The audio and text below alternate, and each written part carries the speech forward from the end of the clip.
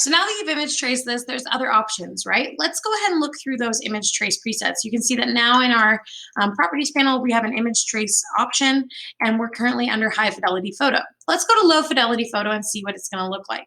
Again, it might progress and take a few moments. So if you need to pause the video here so that way you can go ahead and view the image with me, go right ahead.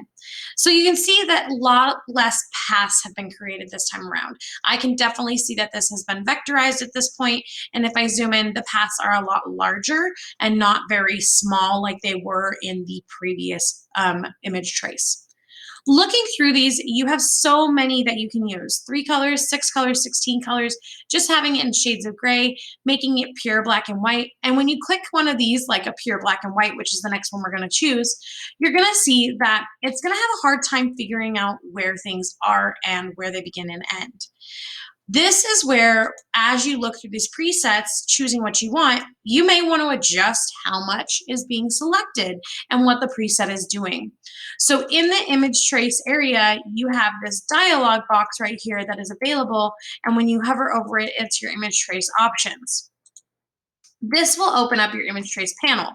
Your image trace panel might be undocked like this, so it may be on another screen or something like that. So check around because it's just like another panel. And if you really can't find this, you can always go to Window and open up Image Trace. When you're doing this, not only do you have the ability to choose a preset and view the result of it, but you have this thing called threshold.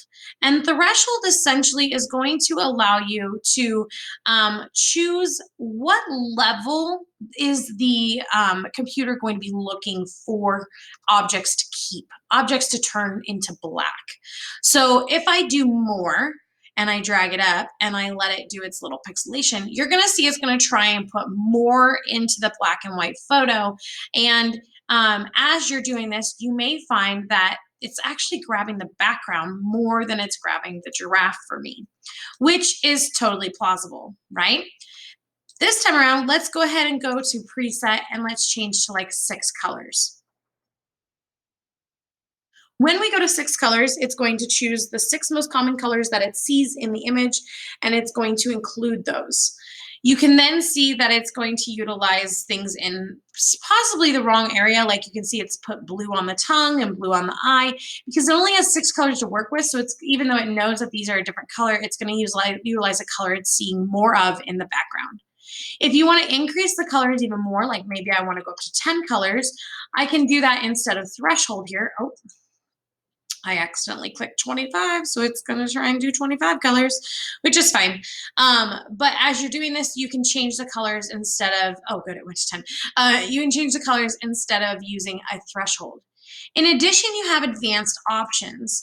So I can change how many paths there are, like maybe I want more paths to a tighter fit. Maybe I want more corners or less corners, and maybe I want it to ignore specific areas based on pixel size. So if I zoom in, you can see like lots of corners are occurring. If I choose less corners and go really far low, you're gonna see there's a lot less points, that it's like changing the curvature and it's just gonna curve a little bit more. So you can see there's less points in this and actually less paths that way. When we talk about path fitting, if I go high with that one, you're going to see that the paths will adjust automatically. And since they have low corners, those two things are working together. And you can see that the paths are actually fitting more tightly than they were before, where they were curving more. These are more tight paths. So you've got lots of things that you can do. And of course, all of these options are dependent on what you're wanting to get, right? So let's say this is a good example of what I'm wanting, but what I want to keep is just the giraffe. I really don't need the green and the blue in the background or what's going on over here. So in the next video, we're going to go ahead and discuss how we can keep the giraffe or keep our animal, but remove other pieces.